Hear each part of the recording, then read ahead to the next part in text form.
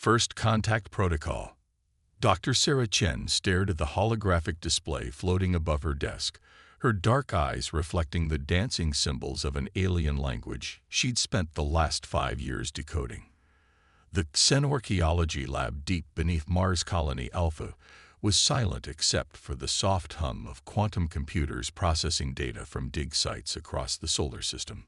"This can't be right," she muttered, running another verification sequence.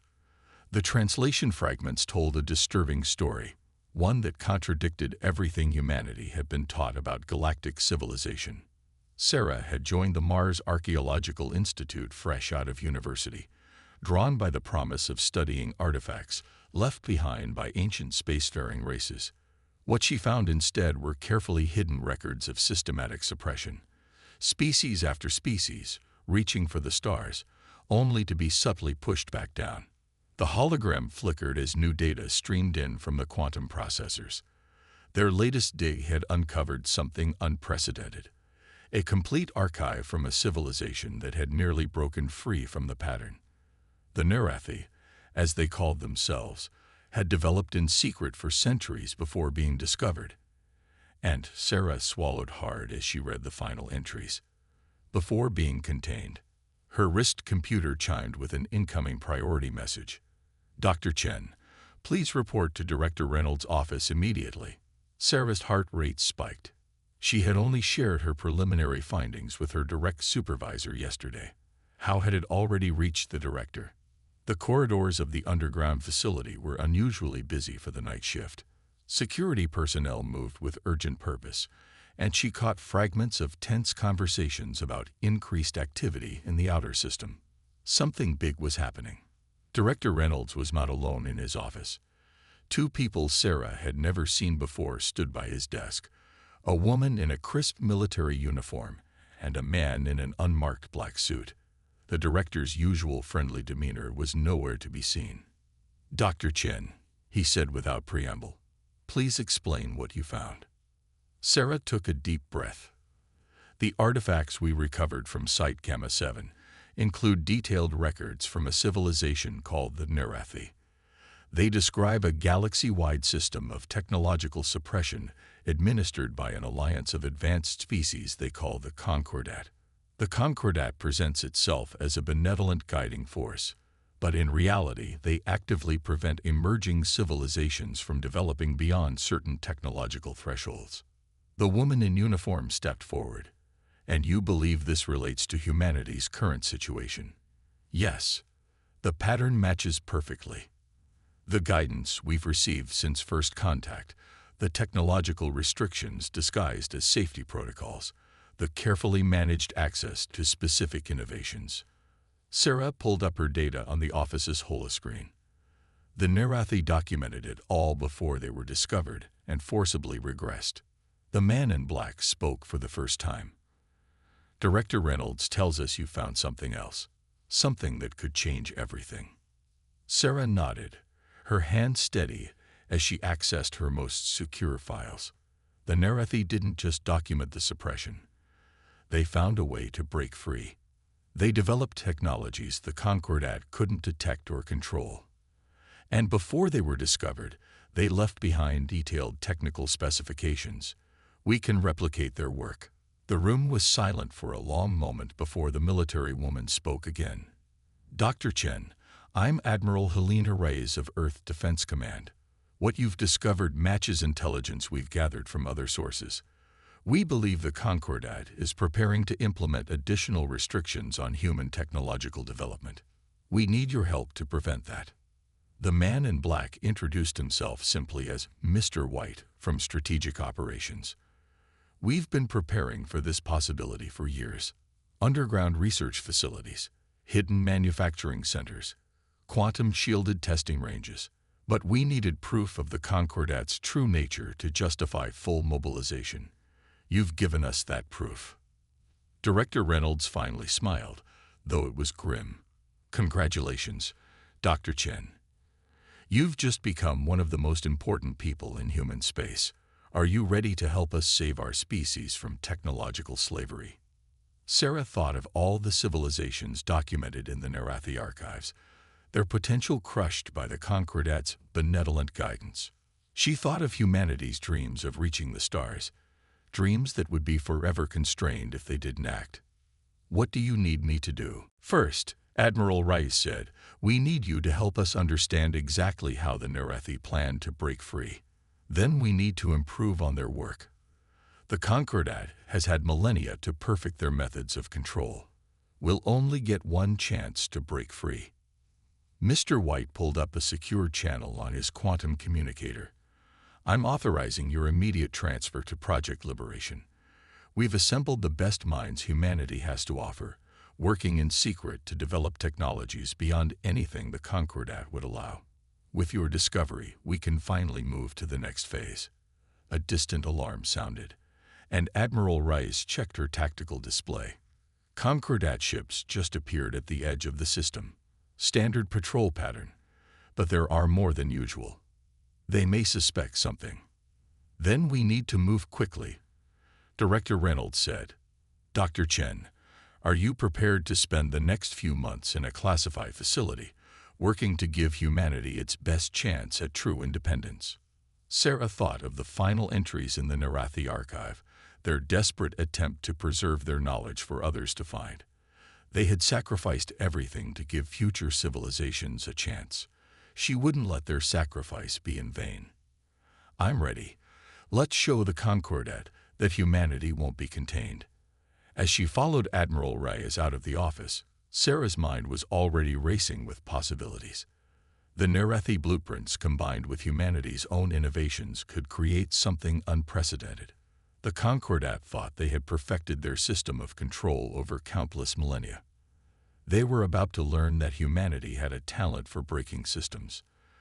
The game of deception and development was about to begin.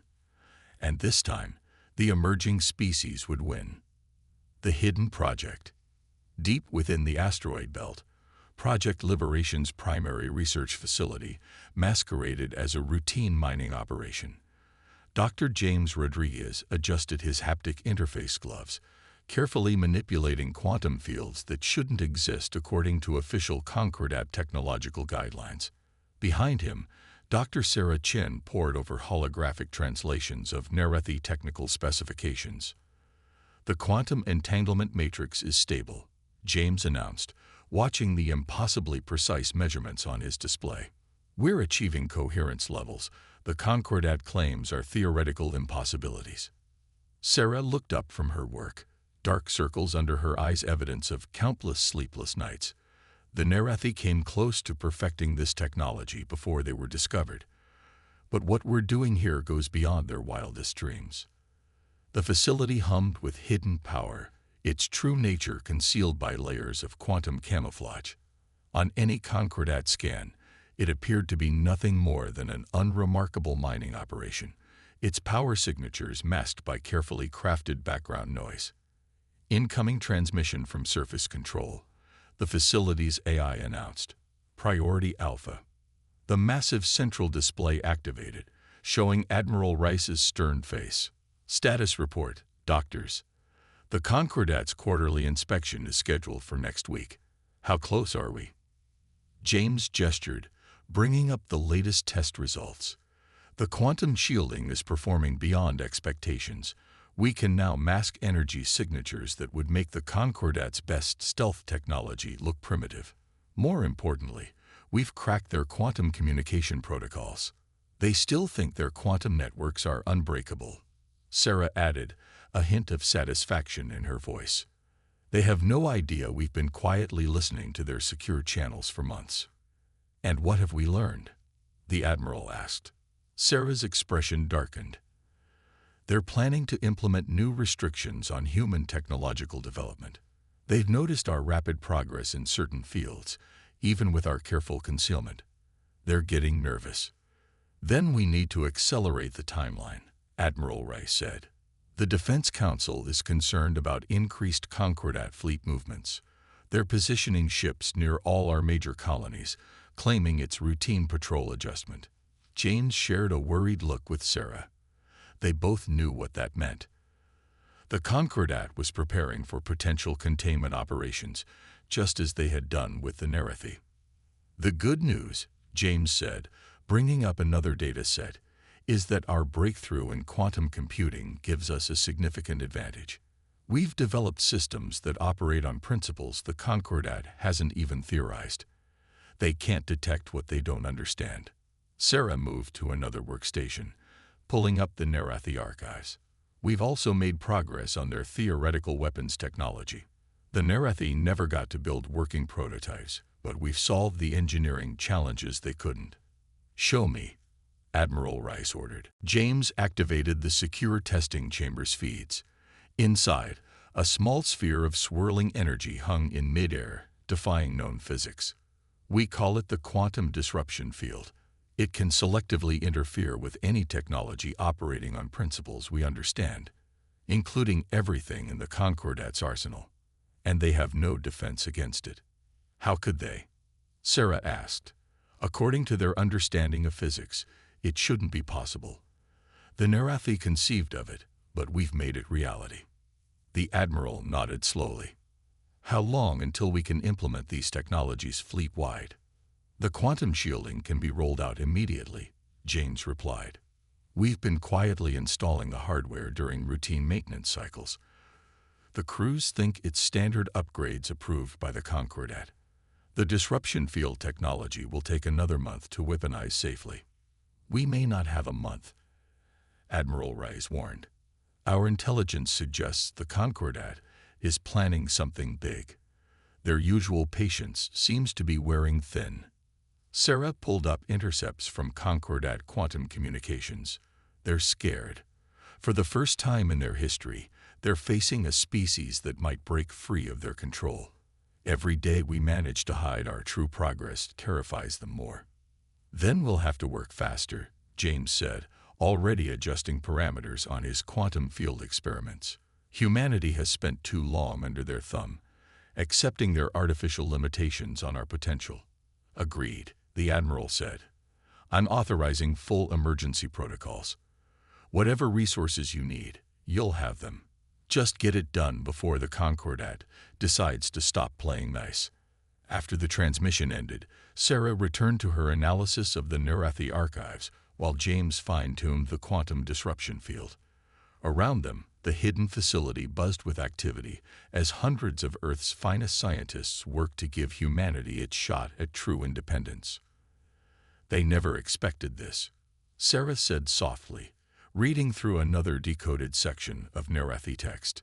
In all their millennia of controlling younger species, they never imagined one would not only discover their deception, but develop beyond their ability to contain. James smiled grimly. That's their fundamental mistake. They think technological progress can be controlled, regulated, contained within neat boundaries. They don't understand that human innovation thrives most when someone says impossible. A warning light flashed on James's console. Another Concordat ship had entered the outer solar system, adding to the growing fleet gathering near human space. The countdown to confrontation was accelerating, but humanity would be ready. In hidden facilities across the solar system, humanity prepared to shatter the chains that had bound so many species before them. The Concordat's age of control was about to end, and they didn't even know it yet. Diplomatic dance. Ambassador Michael Patel stood at the observation window of the Concordat's massive space station, watching alien ships glide past like luminous fish in a cosmic sea. His reflection showed a calm exterior that masked inner tension. Behind him, his quantum-encrypted tablet silently received another update from Earth. Project Liberation was ahead of schedule. Ambassador Patel. A melodic voice called. The High Council will see you now. He turned to face Liz and Zarek, the Concordat's chief diplomatic officer. The tall, crystalline being's surface rippled with patterns that Michael had learned to recognize as concern. Thank you, Liaison. I trust this emergency session will be productive. The council chamber was designed to intimidate. Tiered seating rose in a perfect spiral, placing the representatives of younger species like humanity at the bottom, while the eldest races watched from above. The architecture itself whispered, "Know your place." High Counselor Venra, a being of pure energy contained within an ornate mechanical shell, spoke first. Ambassador Patel, the Concordat has grave concerns about recent technological developments within human space. Michael kept his expression neutral. We continue to operate within all established guidelines, High Counselor. Do you? Counselor Fex's metallic scales clicked in agitation. Our monitoring stations have detected unusual energy signatures from several human research facilities. Signatures that suggest quantum experimentation beyond your approved level of advancement.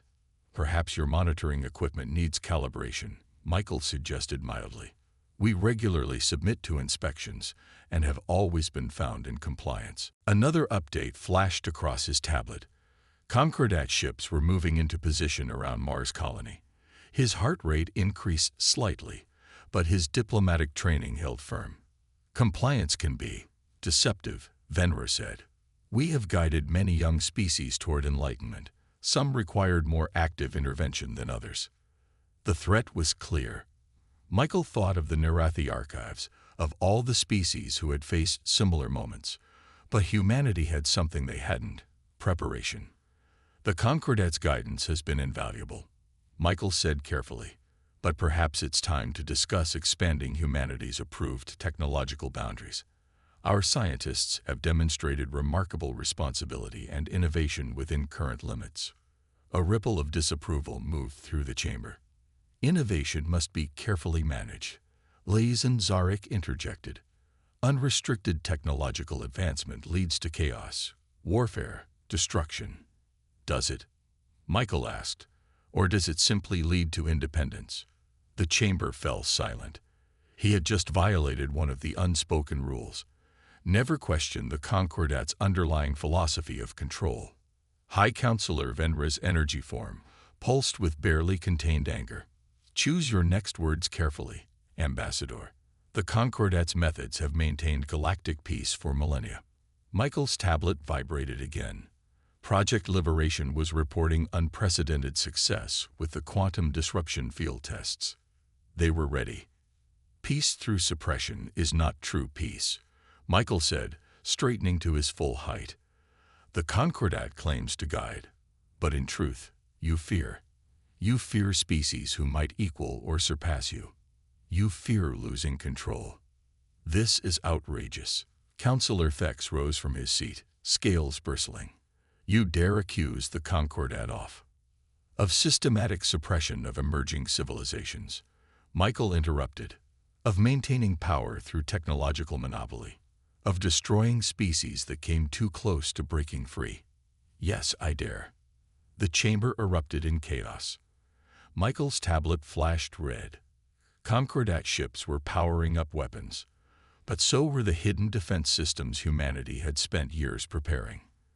You have no proof of these slanderous claims, Venra declared. The Nerathi left proof, Michael replied quietly. The name sent shockwaves through the chamber. Ancient races who had thought their secrets safely buried suddenly found themselves facing exposure. Ambassador Patel, Leisen Zarek's crystalline form had darkened to deep purple. You are declaring humanity an enemy of galactic peace. There will be consequences. There will indeed, Michael agreed, but perhaps not the ones you expect. His tablet showed new readings. Concordat ships approaching Earth, Mars, and every human colony. But beneath the surface of every human world, quantum engines were powering up. In hidden shipyards, vessels with technology the Concordat couldn't even detect were preparing to launch. This session is concluded, High Counselor Venra announced. Humanity has proven itself unworthy of Concordat guidance. Containment protocols are hereby authorized. Michael allowed himself a small smile. High Counselor, humanity is not seeking your approval. We are declaring our independence. The age of Concordat suppression ends today. As he turned to leave the chamber, emergency alarms began blaring throughout the station. The Concordat was about to learn that humanity had not spent its years of guidance in idle submission. They had prepared, innovated, and evolved beyond anything their would-be controllers could imagine. The diplomatic dance was over. Now came the moment of truth. Breaking chains. Admiral Helena Reyes stood in Earth Defense Command's Central Operations Chamber as holographic displays showed hundreds of Concordat warships moving into attack positions around human colonies. Her expression remained calm as she watched the supposedly superior alien vessels prepare to enforce their will on humanity. All Liberation assets in position, her tactical officer reported. Quantum shields at full power. The Concordat still shows no sign of detecting our true defensive capabilities. Status of Project Liberation facilities, Helena asked, watching the enemy fleet's movements. Dr. Rodriguez reports quantum disruption fields are ready for full deployment. Dr. Chen has finished integrating the Nerathi protocols into our command and control systems. All hidden shipyards are prepared for emergency launch.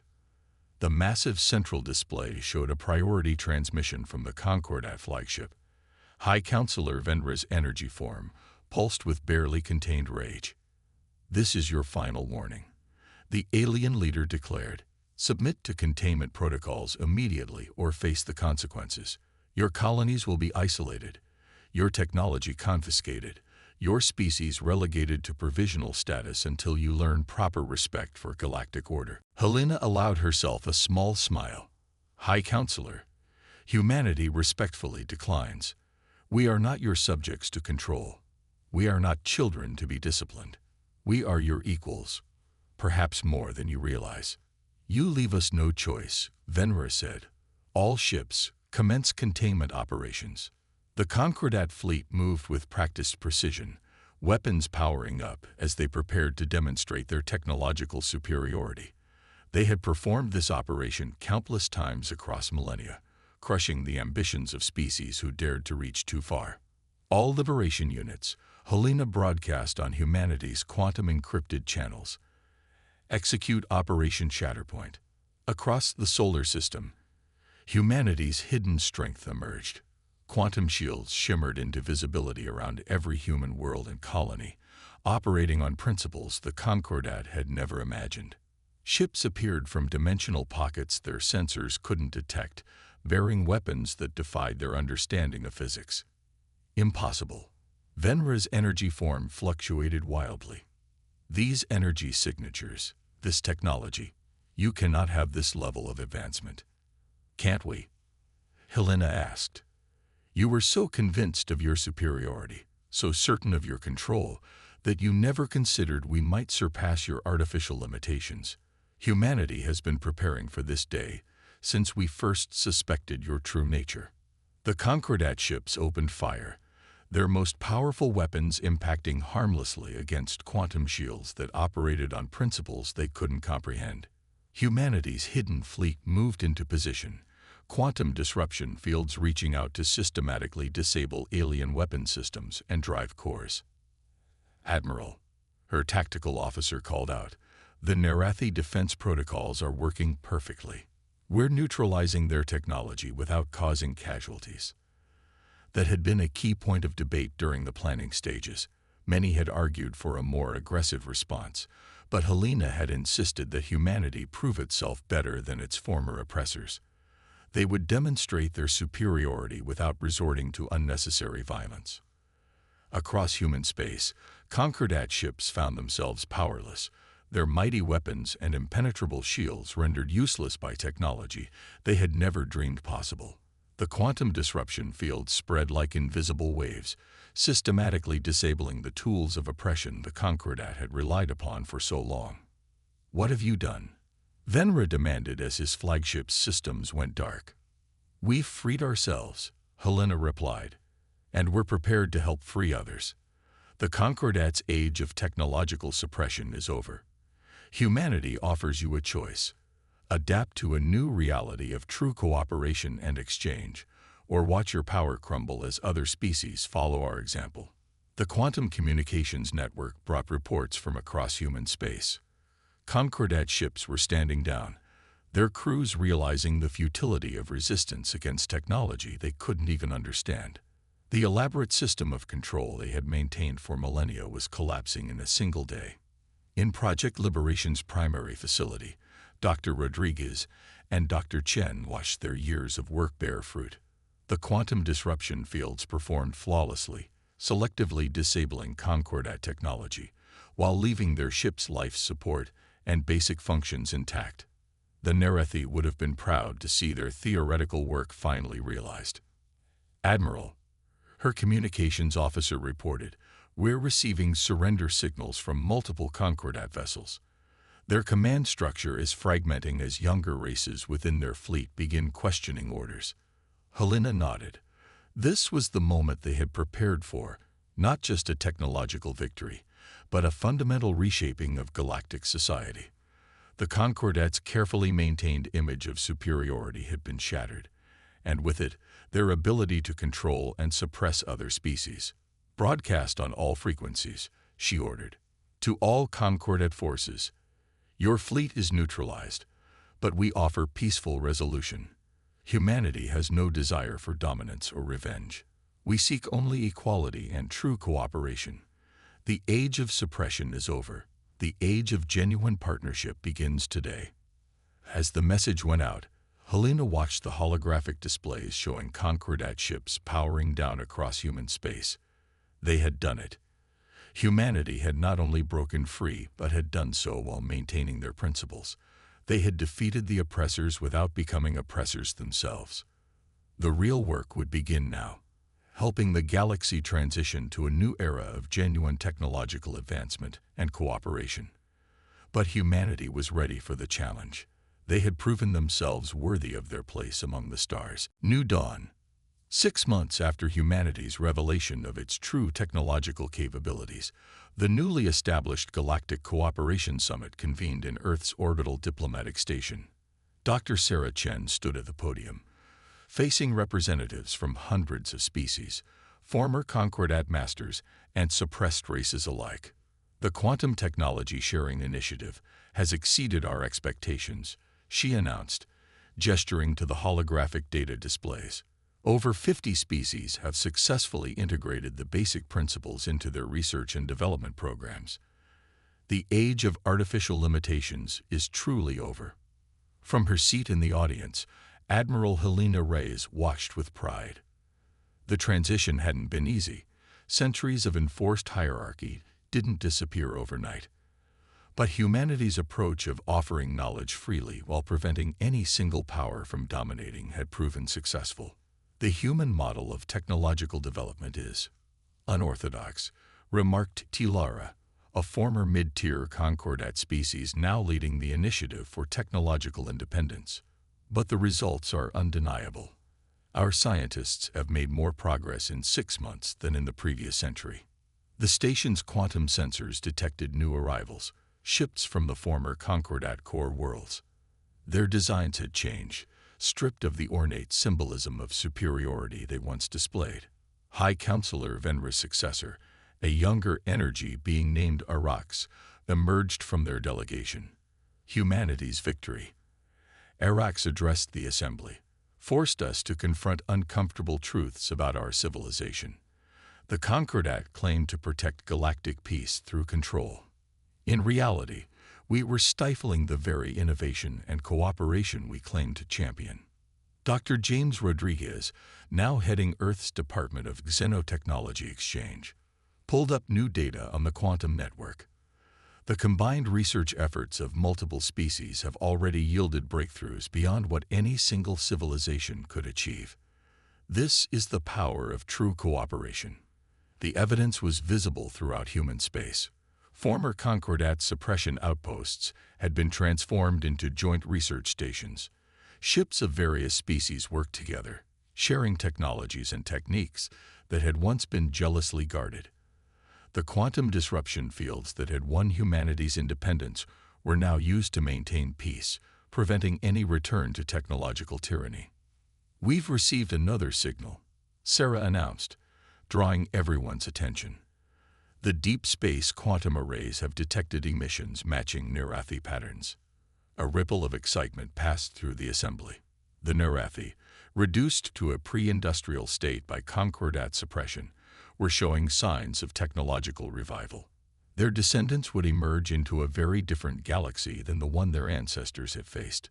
There will be challenges ahead.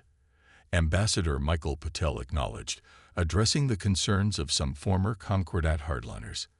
Not every species will advance at the same rate. Some may make mistakes. But it's better to face those challenges as equals than to sustain a false peace through suppression. The quantum network lit up with reports from across the galaxy. More civilizations were breaking free from self-imposed limitations, realizing that the Concordat's warnings of chaos had been tools of control. Humanity's example had sparked a renaissance of innovation and cooperation. The Concordat feared this moment, Helene observed, watching the proceedings. They thought removing restrictions would lead to destruction. Instead, it's led to unprecedented progress and genuine stability. In Project Liberation's original facility, now a museum and research center, the Nerathi archives were available for all to study. Their warning about suppression and their dreams of freedom had helped humanity break the chains. Now their legacy lived on in a galaxy where technological advancement was a right, not a privilege to be granted by self-appointed masters. We've received applications from 20 more species seeking to join the exchange program, James reported, reviewing the latest data, including some we didn't even know existed, civilizations that hid their true capabilities just as we did. Sarah smiled, remembering the day she first decoded the Nerathi records. That discovery had set in motion events that reshaped the galaxy. But it wasn't just humanity's technological superiority that had won the day. It was their commitment to using that power to lift others up rather than hold them down. The future is uncertain. She addressed the assembly's closing session. But that's how it should be. No more artificial limits. No more suppressed potential. Every species free to reach for the stars in their own way, learning from each other's successes and failures. This is the legacy we choose to build. As the summit concluded, ships of all designs and origins departed Earth's orbit, carrying with them the knowledge and technology that had once been forbidden. The quantum network hummed with exchanges of information and ideas, unrestricted by the hierarchical protocols of the past. Humanity had done more than break free from control. They had shown the galaxy a better way forward, not through dominance or suppression, but through genuine cooperation and shared advancement.